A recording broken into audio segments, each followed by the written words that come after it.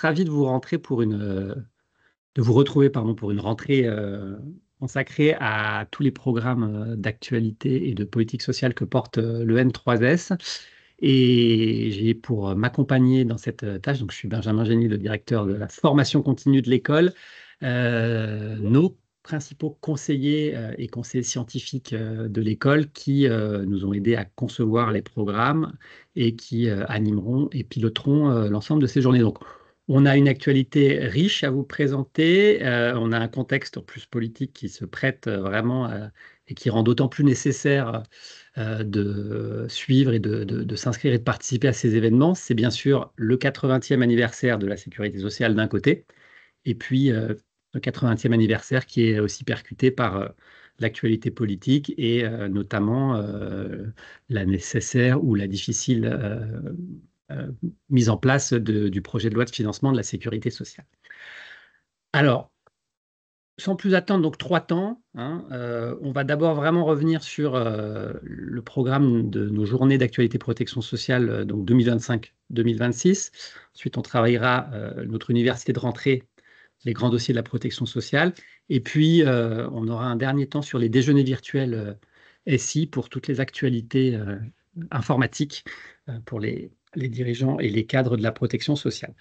Euh, pour m'accompagner, donc j'ai Julien Damon, j'ai Pierre Mayer et Gilles Nézosi qui vont pouvoir vous éclairer sur notre nouvelle programmation. Je me permettrai de voilà, faire la partie de Xavier Bonnet qui avait un empêchement qui ne peut pas être là, de même que Jean-Philippe Vincan, dont on prendra en charge voilà, les journées qu'il a pu concevoir. Je vous rappelle le mode de fonctionnement, vous êtes tous habitués. Vous avez un fil de discussion aussi pour nous poser des questions via le chat. Et puis, tout ce webinaire est enregistré, vous sera diffusé sous forme de replay ensuite et vous retrouverez le support, vous sera envoyé à la fin de cette heure d'échange autour de nos formations. Alors, sans plus attendre, on va se pencher sur ce programme d'actualité protection sociale 2025-2026. Donc, c'est des journées, on tient au présentiel, hein, on les organise à la Maison de la Chimie. C'est aussi un temps de networking, de réseau pour vous, pour construire vos réseaux. Et puis, bien entendu, pour donner du sens à votre action. On a donc reconduit voilà, un programme adapté avec certaines thématiques assez originales aussi. Et puis, on a essayé de brosser un portrait de tous les grandes transformations à l'œuvre au niveau de la protection sociale. La journée de démarrage et la première journée de lancement du cycle, c'est Pierre Mayer qui va vous en parler. Elle est consacrée aux questions de gouvernance de la sécurité sociale avec une question, doivent-elles, peuvent-elles et comment sont-elles en mesure d'évoluer? Pierre. Toutes et à tous. Alors, effectivement, une journée sur un thème qui n'a pas été abordé trop dans les dernières éditions des actualités de la protection sociale, les gouvernances de la sécurité sociale. Donc, vous savez tous, j'imagine, que les organismes de sécurité sociale sont des organismes de droit privé, des organismes publics, des organismes de service public, mais de droit privé. Euh, alors, conseil ou conseil d'administration sont présents des partenaires sociaux. Bien évidemment, il y a une tutelle de l'État qui s'est considérablement renforcée sur 80 ans d'histoire de la sécurité sociale. Le Parlement, le rôle du Parlement aussi s'est affirmé avec les lois de financement de la sécurité sociale. Ça fait maintenant 30 ans. Bon. On a également un rôle croissant des caisses nationales vis-à-vis des organismes locaux à travers les conventions d'objectifs et de gestion, là aussi qui ont 30 ans maintenant. Et puis la Cour des comptes qui est responsable, chargée de la certification des comptes des organismes de sécurité sociale depuis maintenant quasiment 20 ans. Donc voilà, c'est toutes ces gouvernances-là qu'on va s'efforcer d'observer, d'analyser, de regarder leur évolution, de voir s'il y a peut-être des mouvements, un peu des mouvements arrière, notamment la question de la place des partenaires sociaux aujourd'hui dans les organismes de sécurité sociale. à un moment où ces organismes sont confrontés je dirais, au défi de la territorialisation, c'est d'autant plus important de se poser la question de savoir comment évoluent ces gouvernances de la sécurité sociale. Merci. Donc, vous le voyez, c'est tous les mardis de chaque mois, ces journées APS de novembre à juin. Et en 2025, le mardi 2 décembre, on a fait le choix d'avoir une thématique assez originale, mais qui, vous allez le voir, n'est pas si déconnectée de vos réalités parfois de terrain et opérationnelles au niveau des différents organismes de sécurité sociale. Donc, on l'a intitulé Narco-banditisme, économie illégale et protection sociale. Et Julien Damon va vous la présenter. C'est en effet assez inédit que d'aborder ce thème lors des journées d'actualité de la protection sociale. C'est inédit plus largement parce que même si c'est une des réalités des organismes de leur environnement, qu'il s'agisse du recouvrement ou des organismes qui versent des prestations, on ne l'a jamais abordé frontalement, ce sujet du narcotrafic ou du narcobanditisme. Enfin, on ne fera pas de sémantique longue. Ce que l'on observe, c'est que, eh bien, on en parle de plus en plus, c'est de plus en plus présent et c'est de plus en plus préoccupant, ces sujets de narco-banditisme et de narco-criminalité.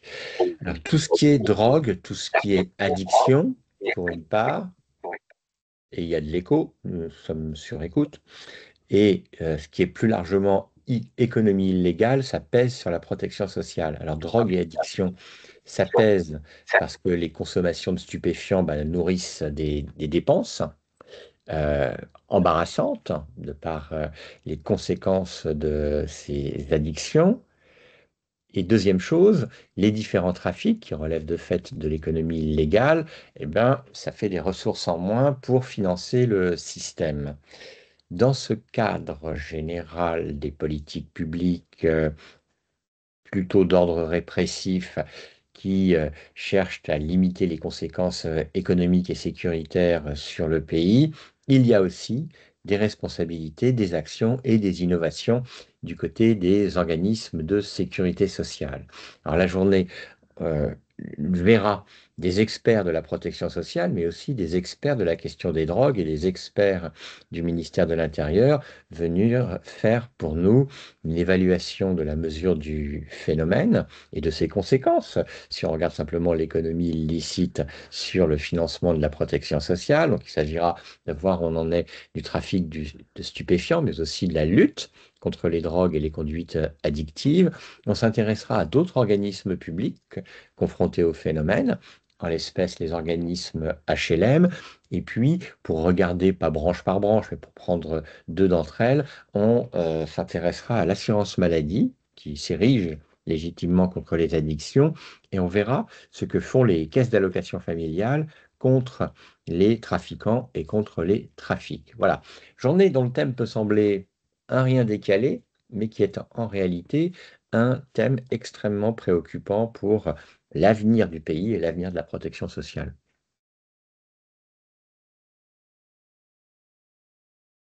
Merci Julien. Et troisième journée du cycle, le mardi 13 janvier, on a donc travaillé pour cette journée avec Katia Julienne, euh, qui a été conseillère sociale, notamment de la présidence de la République, qui est maintenant à la Cour des comptes. Et donc, je vous présente en son nom cette journée qu'on a intitulée, qu'elle a intitulée Parcours de santé, parcours de soins, un couple indissociable. L'objectif, c'est de revenir sur ce qui est vraiment dans le débat actuel, c'est-à-dire les enjeux d'accès aux soins, de pertinence, de qualité des soins. C'est de se demander comment on peut passer dans sa problématisation de la journée, comment on peut passer d'un système de santé qui soigne à un système, c'est elle qui le dit et l'écrit, qui prend en charge conjointement la santé et le soin. Donc, on revient à la fois sur des notions de maîtrise aussi des dépenses, mais plus largement d'efficacité, d'efficience à travers ces questions de parcours, d'accès aux soins. Et donc, on va interroger au cours de cette journée le matin, notamment les enjeux de prévention. Donc la matinée sera tournée autour de l'enjeu du virage de la prévention. Alors c'est bien entendu des journées qui sont vraiment tout à fait aussi essentielles pour mélanger un public voilà, issu des ARS et de l'assurance maladie notamment. Et puis l'après-midi, elle reviendra avec un intervenant sur plus spécifiquement les parcours de soins. Euh, Quels sont les enjeux d'accès déjà, d'accès et de continuité des soins. La question qui a souvent été travaillée mais qui n'est pas évidente de la pertinence de ces soins. C'est souvent présenté comme un gisement, un levier, un gisement d'économie, mais ça nécessite d'aller regarder chaque pathologie et puis chaque organisation. On fera aussi un retour sur les fameuses innovations associées à l'article 51 pour essayer de voir si ces innovations permettent ou ont permis voilà, de progresser en matière d'efficience, dans les parcours notamment. Voilà pour cette troisième journée donc qui est orientée voilà, santé publique. On a pour la quatrième journée de ce cycle APS décidé là d'avoir une vision territorialisée et autour des nouveaux services publics. Alors on avait un débat en interne, euh, enfin, de quel ordre était cette nouveauté? Et on en a ciblé trois avec les petits sigles la sécurité sociale est friande de ces sigles. Alors SPPE, SPE et SPDA. Et Julien, qui a travaillé ce programme-là, va nous exposer le programme de cette journée. Je vais commencer par vous expliciter les sigles. Alors, vous pouvez être familier avec les trois. Donc là, vous avez 20 sur 20. Vous pouvez n'en connaître que deux. Vous avez 15 sur 20. Si vous n'en connaissez qu'un, vous avez 10 sur 20. Mais ce n'est pas grave, c'est surtout fonction des différentes branches.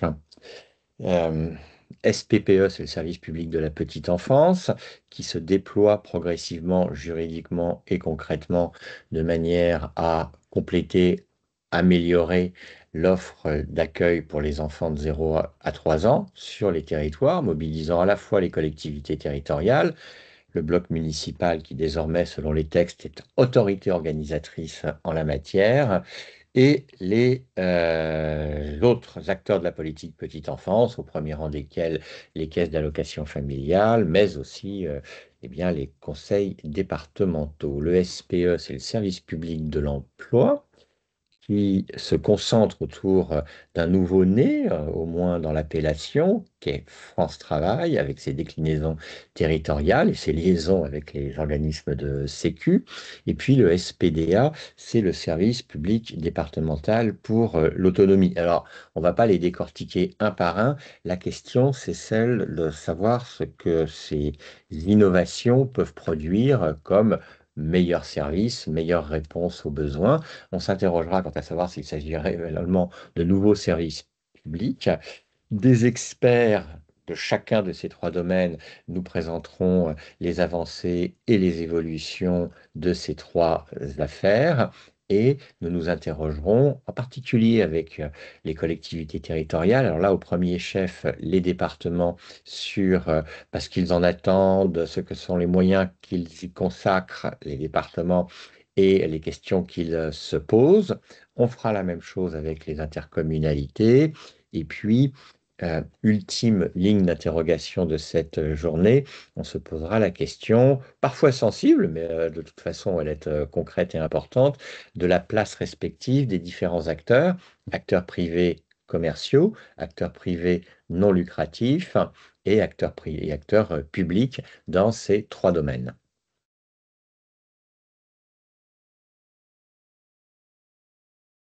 Merci beaucoup, Julien. On passe au mardi 10 mars avec les solidarités intergénérationnelles et la protection sociale, sujet aussi voilà, transverse. Et Pierre Mayer va nous expliquer l'objectif de cette journée.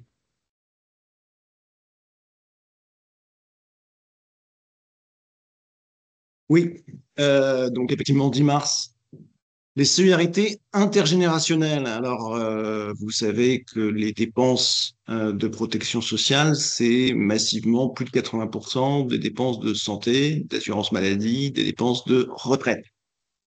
C'est tout à fait logique, puisque les dépenses de retraite vont à des personnes qui, par définition, ont l'âge de la retraite, et les dépenses de santé sont quand même assez massivement concentrées après 60, voire 70 ans. Mais vous avez des contestations fortes qui s'élèvent sur le fait que, au fond, c'est quand même un transfert très important des actifs vers des personnes inactives, personnes retraitées, et que, au fond, les fameux boomers, et on verra effectivement lors de cette journée qui sont réellement ces boomers. Les fameux boomers, finalement, ont bien profité des dispositifs, des systèmes, et laissent financer leur protection sociale par des générations plus jeunes auxquelles elles laissent un certain nombre de dettes et auxquelles, évidemment, qui n'auront pas tout à fait les mêmes droits, a priori, en perspective, les mêmes droits sociaux. Donc, vous connaissez toute cette contestation. L'objectif de la journée, évidemment, ça sera de regarder d'abord le choc démographique que l'on connaît bien à travers le papy boom, choc démographique à travers l'allongement de l'espérance de vie, choc démographique avec cette accélération de la baisse de la natalité. En France, on avait ce sentiment d'être très privilégié et d'avoir une natalité très importante. Aujourd'hui, par rapport aux pays développés, aujourd'hui, on est, je dirais, dans une situation qui devient de plus normale, entre guillemets, mais ce normal dégrade bien évidemment la situation. Donc cette journée, ça sera l'occasion d'aborder un peu sans tabou toutes ces questions, de regarder les contestations, de regarder les nuances aux contestations, de regarder les contestations aux contestations. Et j'espère donc que ça sera une journée très profitable pour tous. Voilà. Merci Pierre. On avance, donc on est en 2026, on avance dans le programme de ces journées Actualité Protection Sociale. Donc voilà, c'est toujours à la Maison de la Chimie, en présentiel. Et c'est la sixième journée consacrée aux questions de travail et de protection sociale, et plus précisément, ou plus largement, la question de l'emploi et de la qualité de vie associée à ce travail. Julien Damon va nous en dire plus. Le titre contient bien les termes de ce que nous discuterons. Il n'est pas forcément très problématisé, notre titre, parce qu'on parlera de plusieurs choses. D'abord, quand on parle de travail et de protection sociale, on pense, enfin, nombre d'entre nous pensent immédiatement au financement. Et voici un beau sujet aussi de débat et de controverse, de bascule nécessaire, possible, ou bien pas forcément nécessaire, ou en tout cas impossible, d'une partie des cotisations vers d'autres sources de financement, cotisations pesant sur le travail. Plus généralement, ce sera l'occasion de discuter du travail lui-même au sein de la société française, avec d'ailleurs une première intervention en couple de deux personnes qui ne sont pas d'accord pour répondre à une question que là nous avons formulée assez abruptement. Les Français sont-ils flemmards? Voilà, donc ça mettra un peu d'ambiance comme on peut l'imaginer lorsque l'on évoque le thème des retraites et des solidarités intergénérationnelles, comme dans la précédente journée présentée par Pierre Mayer. Ce sera aussi l'occasion de discuter au-delà des seuls salariés. 90% des actifs sont des salariés, mais il faut prendre en compte la situation des indépendants et singulièrement la protection sociale des indépendants. Cette journée sera l'occasion de revenir sur ce thème. Ce sera aussi l'occasion, sur le plan des constats et débats généraux, qui importe à 1000 titres sur le financement et l'équilibre général de la protection sociale, des taux d'activité des seniors d'une part, des taux d'activité des juniors d'autre part, mais aussi des taux d'activité des femmes. Comment faire pour que femmes, seniors et juniors puissent davantage encore participer, heureusement, à la création de richesses. Mais ce ne sont pas que ces sujets généraux plutôt économiques qui sont abordés dans cette journée, c'est aussi le thème du travail de qualité. pour s'intéresser au bien-être au travail en général, et ne manqueront pas de surgir des questions, des remarques, des observations, des propositions sur le bien-être au travail dans les organismes.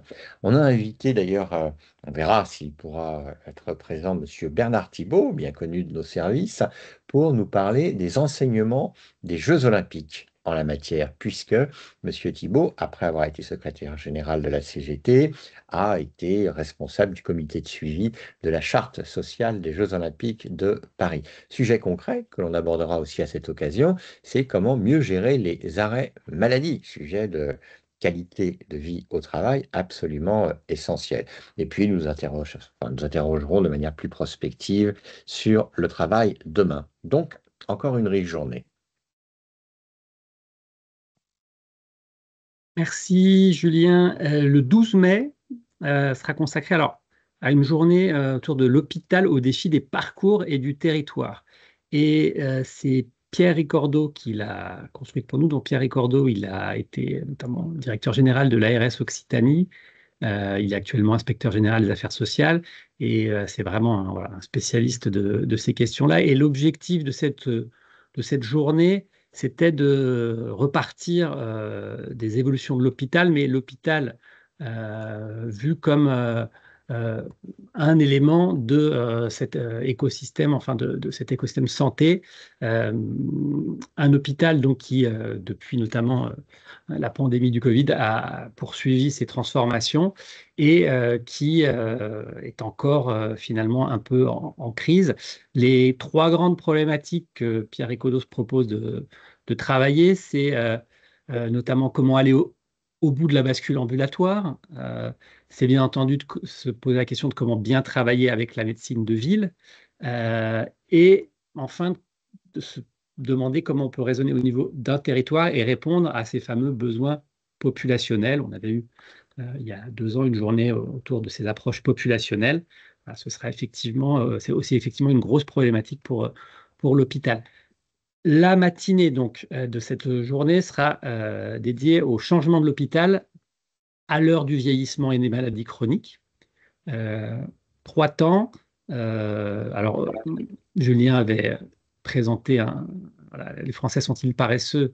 Là, le titre est aussi un peu plus voilà, assez dynamique. Oublier les lits pour transformer l'hôpital? Point d'interrogation. Où en est-on de la révolution de l'ambulatoire? Donc c'est vrai que ça a été un des gros des thématiques enfin, depuis un certain nombre d'années, ce virage ambulatoire. On verra notamment avec Stéphane Pardoux, le directeur général de l'ANAP, où on en est.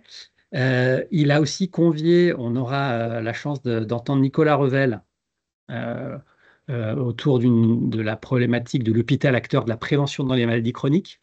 Donc Nicolas Revel, ancien directeur général de la CNAM, qui est maintenant directeur de l'assistance de la PHP, hein, Paris.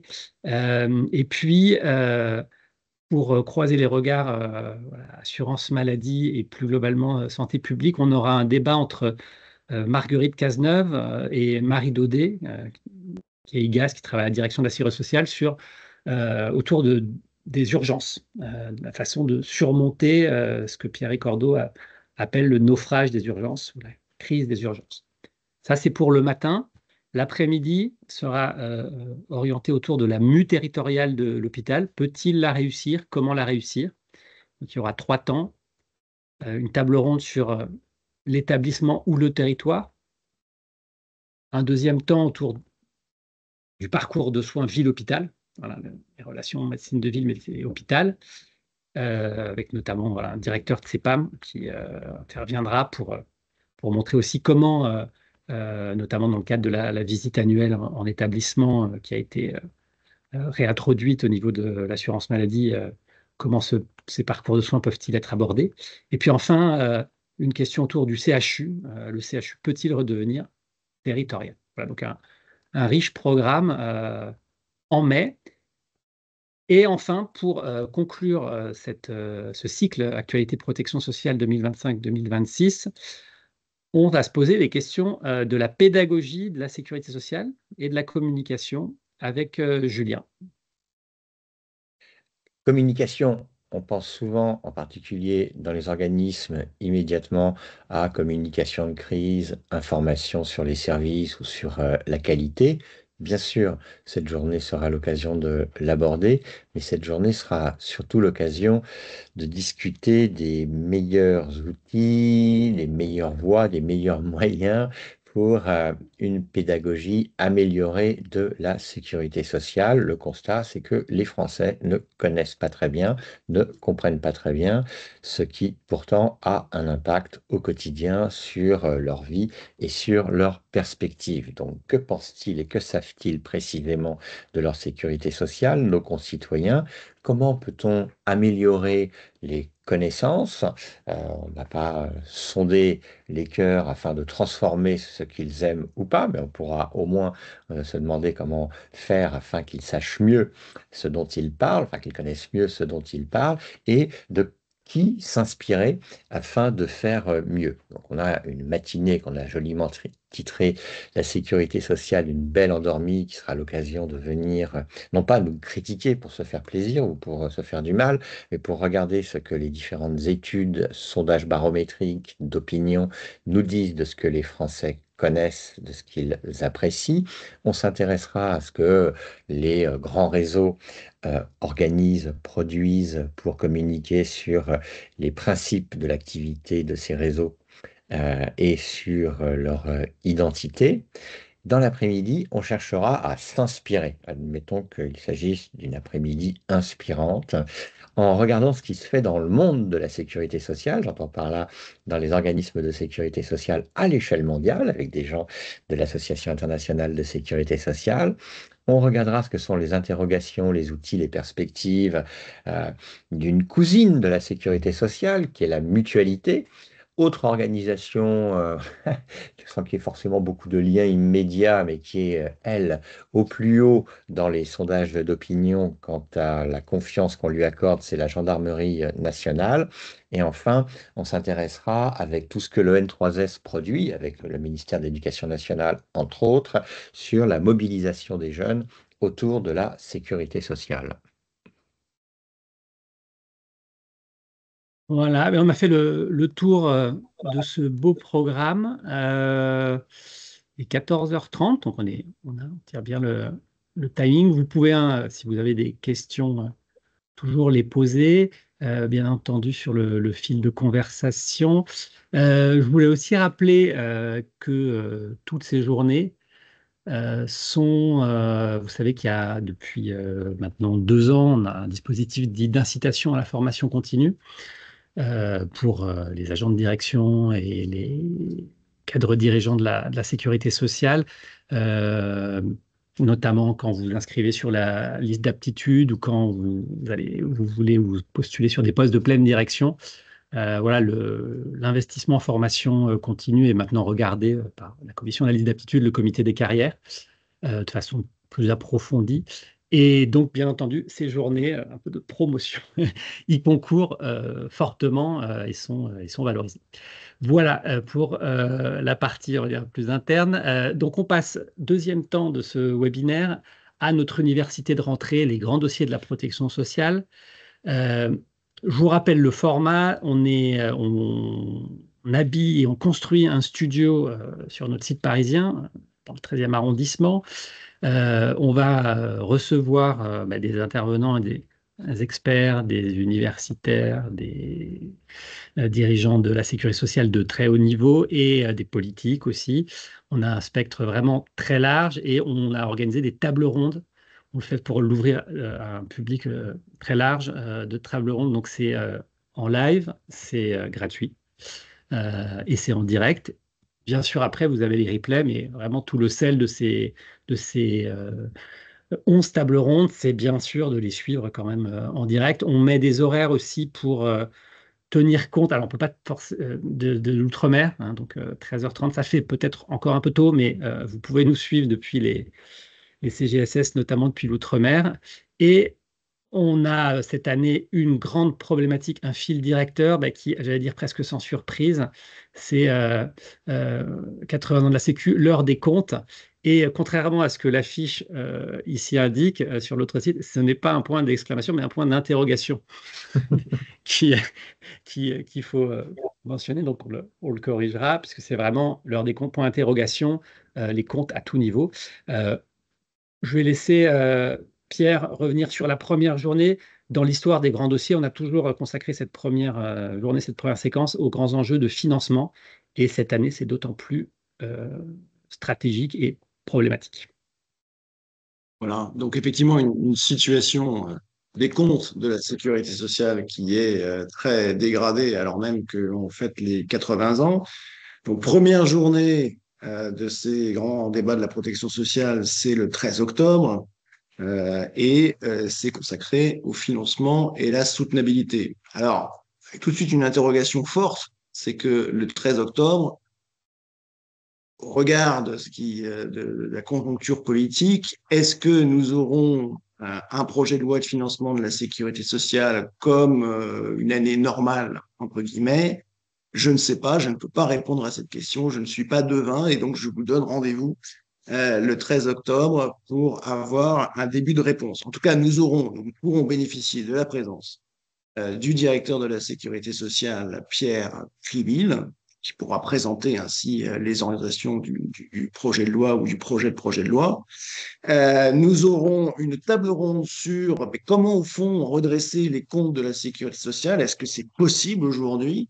Table ronde qui aura comme participants Dominique Libaud, directeur de l'EN3S, Elisabeth Douaneau, qui est présidente de la commission des affaires sociales du Sénat, et Bernard Lejeune, qui est président de chambre à la Cour des comptes. Donc, vous voyez, à la fois le grand expert, la parlementaire et le magistrat de la Cour des comptes. Et puis, nous finirons par une table ronde un peu furieusement polémique sur un sujet qui est un serpent de mer depuis des années, qui est la TVA sociale. Est-ce que c'est une solution ou est-ce que c'est une fausse bonne idée? En même temps, ça peut être une solution qui est en même temps une fausse bonne idée. Donc, nous regardons ce sujet avec Antoine Fouquet, qui préside, qui dirige un cabinet de conseil, qui a été directeur de cabinet de la ministre du Travail, avec Jocelyne Cabanal, qui est secrétaire confédérale pour la CFDT, et Stéphane Carcillo, qui est un économiste à l'OCDE. Voilà. Et donc, nous allons essayer de traiter ce sujet de la TVA sociale, solution ou fausse bonne idée. Ça sera donc le débat de la fin de cette première journée des grands débats de la protection sociale. Benjamin.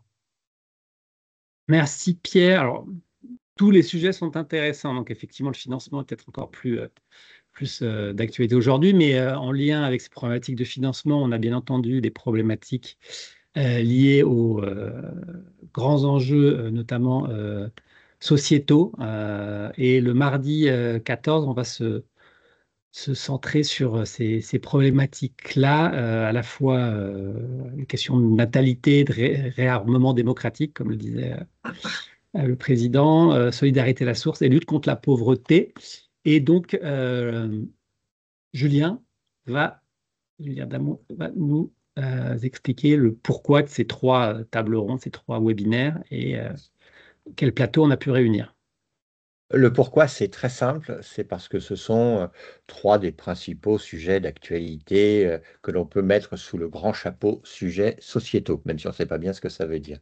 Bien, le premier de ces sujets, la baisse de la natalité. Bon, il y a encore une note du commissariat au plan sortie hier, je crois, dont tout le monde parle aujourd'hui. Nous sommes confrontés à un nouveau régime démographique et ceci pèse à 1000 titres sur l'actualité et les perspectives de notre système de protection sociale, ses grands équilibres financiers en particulier.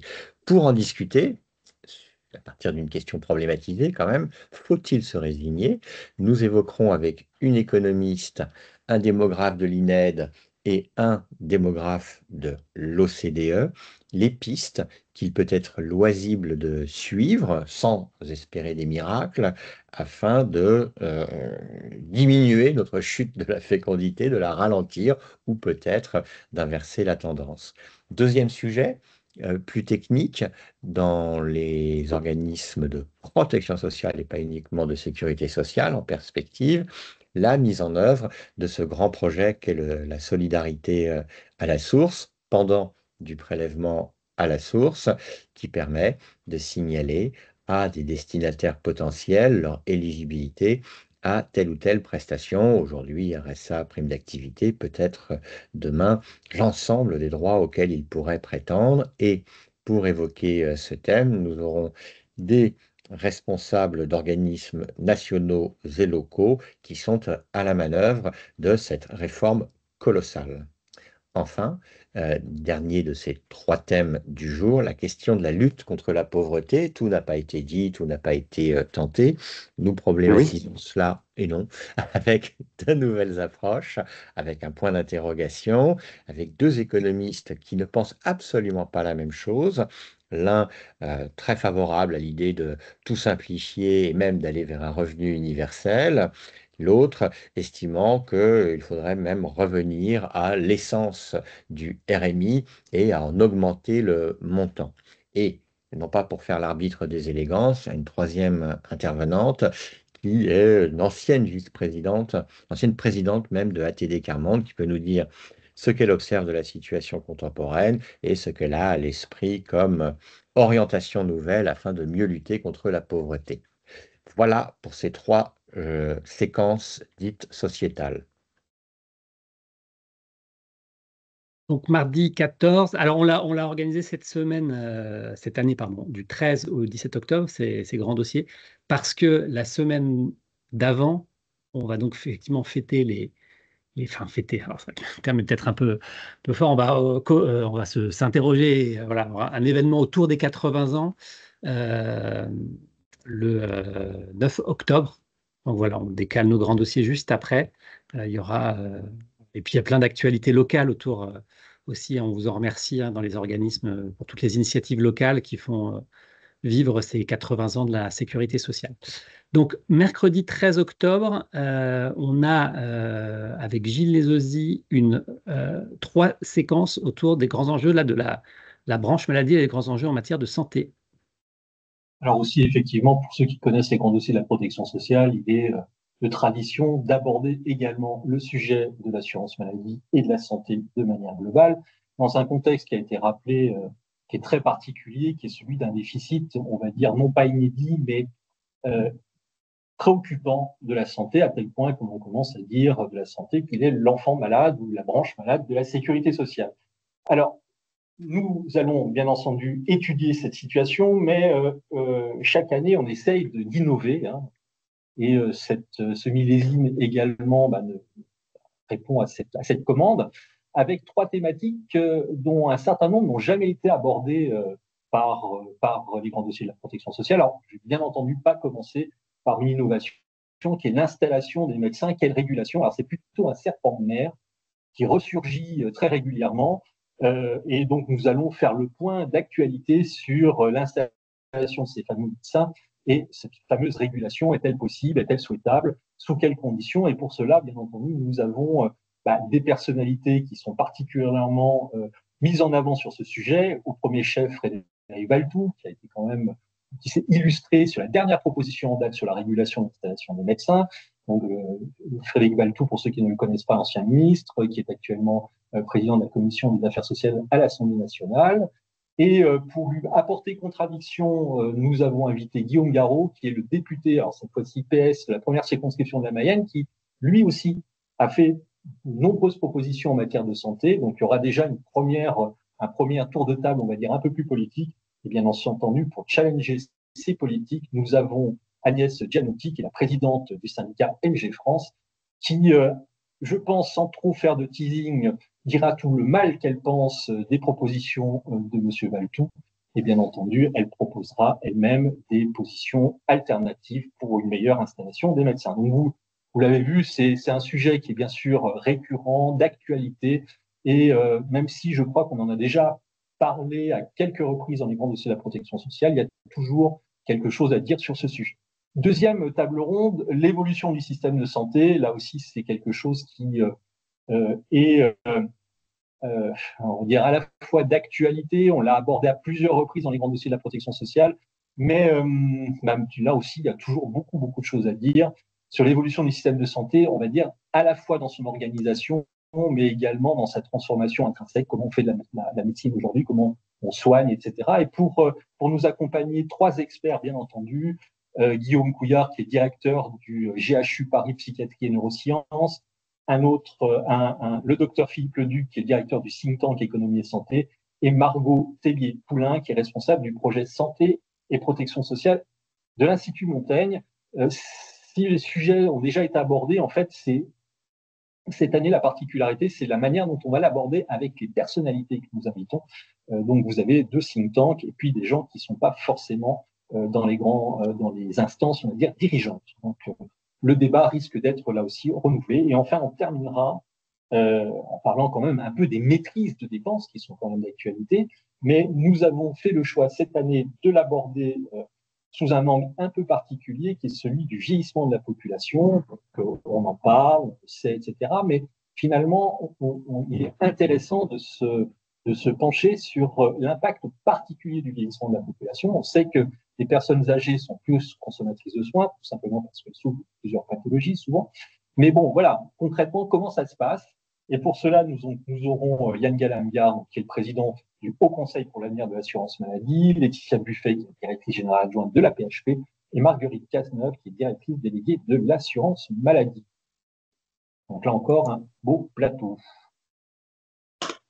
Merci beaucoup, Gilles. Jeudi 16 octobre, quatrième journée, on va travailler là les questions liées à la fois aux retraites, un débat important. Retraite, handicap.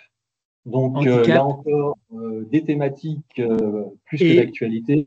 Simplement, Gilles, juste une petite chose. On a Jean-Philippe Vincan qui a pu nous rejoindre.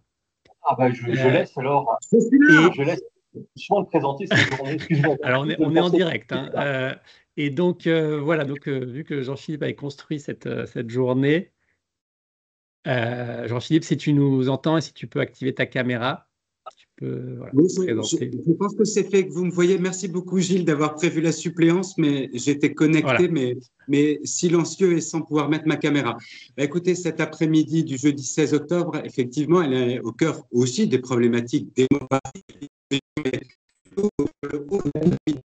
plutôt effectivement sur les personnes retraitées, les personnes âgées, les personnes de handicap, tourner vers les parcours des personnes jeunes, adultes, pour ça, du handicap. Donc, on met des sujets priorisants, la natalité, la famille, le plus sérieux, l'assurance maladie.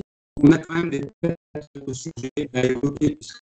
On est dans des politiques qui sont portées par plus de branches de sécurité sociale, des branches autonomes, évidemment aussi les départements importants et aussi beaucoup l'État qui est son propre assureur retraite et qui joue encore un rôle important, notamment dans les parcours d'inclusion des personnes en situation de handicap. Alors évidemment, la première séquence de l'après-midi, on est sur un sujet brûlant, incandescent, des braises encore chaudes, puisqu'on sera sur la question de l'équilibre des régimes de retraite après le conclave non décisif, non conclusif, et derrière des premières annonces qui ont été faites par le Premier ministre, mais qui risquent de ne pas être mises en œuvre forcément, effectivement, exactement comme ce qui a été annoncé en conférence de presse de par les échanges politiques que nous avons devant nous. Et là, pour nous éclairer, on a vraiment la chance d'avoir deux experts, acteurs, puisque nous aurons Jean-Jacques Marette qui a animé les travaux de la délégation permanente des partenaires sociaux, qui nous en donnera peut-être les tenants et les aboutissants, ce sur quoi le dialogue a pu bien se nouer, ce sur quoi il a chopé. Et nous aurons Patrick Aubert, qui est économiste senior à l'Institut des politiques publiques et qui est un des meilleurs experts du fonctionnement de nos régimes de retraite, de l'équité intergénérationnelle. Ils sont tous les deux membres du corps et je pense qu'ils auront un dialogue très riche. Ensuite, les nouveaux volets de la politique du handicap au travers de la transformation des parcours, transformation de l'offre, notamment en matière d'habitat, en matière de logement. Et là, nous aurons la chance d'avoir la ministre en charge de ces sujets, voilà, suspendu évidemment aux évolutions politiques gouvernementales, qui est donc Charlotte Parmentier-Lecocq, et nous aurons Geneviève Manarino, qui est conseillère du président de la CNSA, notamment pour nous parler de ce développement très fort actuellement de l'habitat inclusif et partagé. Enfin, dernière séquence de l'après-midi, on va revenir sur le déploiement effectif depuis le début de l'année 2025 de ce nouveau service public départemental de l'autonomie inscrit dans la loi 2024, service public hybride puisque multi-public, personnes âgées, personnes en situation de handicap, multi-financeurs, régulateurs associant les parties prenantes. Et donc, on a évidemment autour de la table avec Dominique Libaud, un des inspirateurs du SPDA, et quelqu'un qui préside le comité de suivi national du SPDA, et deux acteurs très importants. Pour la Caisse nationale de solidarité pour l'autonomie, Bénédicte Autier, la directrice des parcours, et Frédéric Decherf, qui est directrice de l'action sociale de l'Agirc-Arrco, les organismes de retraite de base et complémentaires étant membres et partie prenante de ces nouveaux SPDA qui se sont déployés sur le territoire. Merci beaucoup, Jean-Philippe. On a une dernière table ronde sous forme à la fois de conclusion, mais aussi pour tracer des perspectives. On a donc réuni l'ensemble des directeurs des caisses nationales pour une carte blanche finalement, les défis vus des caisses nationales. Donc Thomas Fatome, Nicolas Grivel, Damien Yantil, Anne-Laure Thorezin et Renaud Villard viendront avec une animation de Dominique Libaud nous présenter voilà, les grands défis, à la fois aussi dans le cadre des futurs COG qui vont être aussi à négocier et à discuter là, à partir de 2026, donc 2026-2031. Voilà, donc c'est une édition voilà, qui va être un peu bouleversée par l'actualité, mais ce sera d'autant plus intéressant, d'autant plus passionnant. Donc pour vous inscrire, c'est extrêmement simple. Vous cliquez sur le lien dans les supports qui vous seront envoyés, puis vous pouvez à la carte choisir tout ou partie de ces 11 tables rondes. Vous pouvez aussi les relayer auprès de vos collaborateurs, de toutes vos équipes, ceux qui peuvent être intéressés. Et plus largement, au sein de on vise aussi un public au niveau des enseignants, des universitaires, des réseaux partenaires comme France Travail, les mutuelles. C'est vraiment la protection sociale au sens large, les ARS aussi bien entendu. Voilà pour ces grands dossiers. Alors j'ai petit souci technique, je ne vois pas s'il y a des questions sur le fil. On m'a dit tout à l'heure qu'il y en avait qu'une voilà, qui demandait s'il y avait un numéro de la revue Regard, donc dédié au 80e anniversaire. La revue Regard, c'est la revue de l'équipe recherche, la partie recherche prospective de l'EN3S. Alors, il sera pas le... Pardon, on Oui, a une question, oui, Benjamin, pour savoir si les replays seront mis à disposition pour les GDPS. Oui, de toute façon, oui. Alors, le temps de les monter et de les remettre en ligne donc, sur le site, mais oui, ils sont très vite à disposition. Et bien entendu, on sait que parfois, il n'est pas évident de trouver du temps pour se rendre disponible en direct. Et ils seront bien entendu mis à disposition, oui. Et ils concourent aussi, alors de toute façon, il concourt aussi à ce dispositif d'incitation formation continue. C'est-à-dire qu'à la fin de chaque webinaire, chaque table ronde, on met un petit QR code et on peut très facilement aller télécharger une attestation de suivi. Voilà. Ça permet aussi de valoriser le suivi de tous ces grands dossiers. Pour la dernière partie, je voulais simplement donc brosser alors, Xavier Bonnet, qui est le directeur de la performance à l'URSSAF, performance qualité audit aussi, et aussi un grand spécialiste voilà, des problématiques SI à l'URSSAF Caisse nationale, a travaillé avec nous une 4e saison des déjeuners virtuels. Donc là, l'idée, c'est vraiment sur la pause méridienne, vous voyez, de 13h à 14h en format webinaire, pouvoir se retrouver. Alors parfois, on peut regrouper aussi son équipe, ou son équipe de direction, ou bien On a un format très, très souple et on se pose des questions, notamment autour des grandes transformations ici. Il nous reste pas beaucoup de temps, voilà, 5-6 minutes, essayer de revenir sur le pourquoi de ce choix-là. Alors, il y a deux fils rouges. Il y a un fil rouge quand même, bien entendu, intelligence artificielle, mais appliquée, bien entendu, à la protection sociale. Et puis, il y a aussi la question des métiers à travers tout ça, c'est-à-dire l'impact de toutes ces transformations ici sur les métiers de la sécurité sociale. Donc, ce serait ça les deux fils rouges de ce cycle des déjeuners virtuels.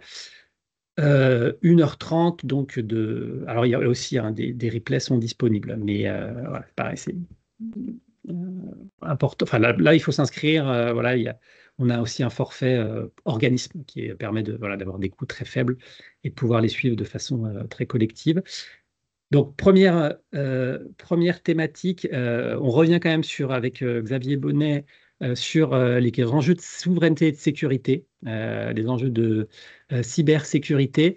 Et on aura à la fois le DSI de l'URSSAF, Jean-Baptiste Courouble, et on retrouvera Sylvain Ruellan, qui travaille à l'Agence nationale de sécurité et systèmes d'information, voilà, qui permettra de dresser un panorama plus large de ces question de cybersécurité, sachant qu'on a des grosses problématiques, voilà, à la fois de fuite de données, il y a des données très sensibles, bien entendu, à la sécurité sociale, et puis on reviendra voilà, sur les garanties qu'on peut donner, et puis c'est un enjeu aussi de confiance dans le système de sécurité sociale, ces enjeux de cybersécurité. Deuxième thématique, l'IA, bien entendu, comment concilier concrètement l'IA, mais on avait déjà beaucoup travaillé cette partie IA et cas d'usage. Donc, on a voulu là avoir ce déjeuner virtuel autour de l'impact écologique que peut représenter l'IA. On entend beaucoup de choses. Alors, évidemment, les grandes sociétés, notamment la Google, j'ai vu passer récemment un article où ils expliquaient que prompter avec l'IA, ça ne consommait pas plus enfin, que ça consommait très peu d'énergie et que c'était pas plus énergivore qu'autre chose. Il y a voilà, beaucoup de choses à en dire. Et puis, voilà, il y a les questions d'usage, on va dire, raisonné et voilà, d'utiliser ça. Alors, on aura une autre consultant Nord6 qui interviendra parce qu'ils sont spécialistes aussi de ces questions-là. Et on aura un intervenant du Shift Project, voilà, pour parler de l'IA et du défi écologique autour de l'intelligence artificielle. Troisième déjeuner virtuel. Alors là, on sort un peu voilà, de l'IA, mais on fait le lien aussi avec ce qui a pu être évoqué en grand dossier sur la solidarité à la source, c'est l'histoire de la donnée, de la sécurité sociale et tout ce que ça peut impliquer. Alors, on aura déjà traité la partie sécurité, cybersécurité, le premier déjeuner virtuel. Mais là, on va voilà, se poser la question de l'usage des données sociales, le fameux dites-le nous ULFA, qu'est-ce qu'on peut en faire? On se posera la question notamment des données de santé à travers le rôle du Health Data Hub. Et comme intervenant, on aura un intervenant unique à qui on donnera là aussi une carte blanche, Stéphane Seillet, qui est le directeur de la mission sur les données sociales au sein de la direction de la sécurité sociale. Quatrième déjeuner virtuel, on se tournera vers les métiers, donc l'automatisation et aussi ce qu'on appelle le process mining. Donc là, Xavier Bonnet aurait été plus utile que moi pour repréciser ce qu'on entend par process mining, mais il faudra suivre. Voilà, ce n'est pas un concept duquel je suis très familier. Je peux vous donner par contre le plateau qu'on va réunir sur cette séquence-là. On aura effectivement Gwenaëlle Leboeck de l'URSSAF nationale et on aura Philippe Cohen de La Poste pour nous voilà, montrer comment ces deux réseaux déploient des solutions innovantes qui transforment les métiers. On approche de la avant-dernière, je suis obligé de jongler avec les écrans. Voilà, donc alors là, on reviendra sur l'intelligence artificielle, les cas d'usage au sein de la sphère de la protection sociale. Donc, vous savez que le N3S avait, via Nicolas Amar et un travail avec la DSS, les caisses nationales, fait une note sur ces cas d'usage il y a 1 an et demi. Voilà, le temps passe très vite, il y a beaucoup d'expérimentation, que ce soit via pilotage national ou via des expériences ou des développements de projets IA au niveau local des organismes. Donc, on reviendra sur ces enjeux-là, qu'est-ce que ça peut apporter pour transformer les métiers de la sécurité sociale avec Carole Leclerc pour le réseau URSAF Caisse Nationale. Et puis, on essaie toujours d'ouvrir un peu, on aura France Travail aussi. On expliquera ce qu'ils peuvent en faire en matière de sécurité sociale, de protection sociale et au niveau de l'assurance chômage. Enfin, dernière journée, l'IA générative et l'IA en santé. Donc là, on reviendra plus précisément sur les enjeux en matière de santé publique et les enjeux médicaux avec un grand spécialiste de cette thématique-là qui est David Gruson d'Ethic IA qui travaille sur ces perspectives-là et qui récemment, j'ai vu passer un post sur LinkedIn, ils ont fait tout un travail de certification au niveau de l'IA éthique avec la Haute Autorité en Santé. Donc, il pourrait nous en dire beaucoup le 9 avril et il pourra aussi, je regarde qui est le deuxième matin, voilà, on aura aussi un regard alors j'ai pas encore le nom, parce qu'on est encore en train de lancer des sollicitations, mais ce sera quelqu'un de Mistral qui viendra nous parler voilà, des évolutions possibles en matière d'IA générative et d'IA en santé. Voilà, donc je vais, il est 14h59, vous remercier déjà de nous avoir écoutés, de nous avoir suivis. Je ne sais pas si on a d'autres questions sur le fil chat, Virginie. J'ai pas d'autres questions pour l'instant. Ok, très bien. Donc, on vous envoie bien entendu le support, le replay avec tous les liens et tous les contenus. Je remercie aussi tous nos conseillers. Merci beaucoup. Sans vous, on ne ferait pas beaucoup de choses. Ou pas grand-chose. Et puis, ça permet aussi d'être toujours à la pointe de l'actualité des politiques sociales. Un dernier mot pour vous dire qu'il y a quelques ressources autres aussi. On a, pour les 80 ans, donc, toute une série d'événements. Vous avez un site dédié en lien avec vous, les caisses nationales, l'UCANS, la direction de la sécurité sociale. On a les podcasts. Vous pouvez suivre, il y a beaucoup de podcasts qui sont conçus. Ça, c'est vraiment très intéressant aussi. Et puis, on a un MOOC qu'on a complètement rénové, donc du e-learning, ça prend à peu près 6 heures si on le fait, qui est hyper utile pour, si on veut, des nouveaux collaborateurs, des gens qui préparent les concours aussi, ou bien toute personne qui a envie de se remettre à jour sur les grands enjeux de la sécurité sociale. C'est complètement gratuit, c'est actualisé et c'est les branches sont présentes. On a rajouté cette année une séquence justement avec l'UNEDIC et France Travail sur l'assurance chômage et puis les grands défis. Voilà, merci beaucoup. Je vous souhaite une bonne fin de journée et puis j'espère vous revoir très vite, soit en présentiel, soit en distanciel sur ces différents événements. À bientôt. Au revoir.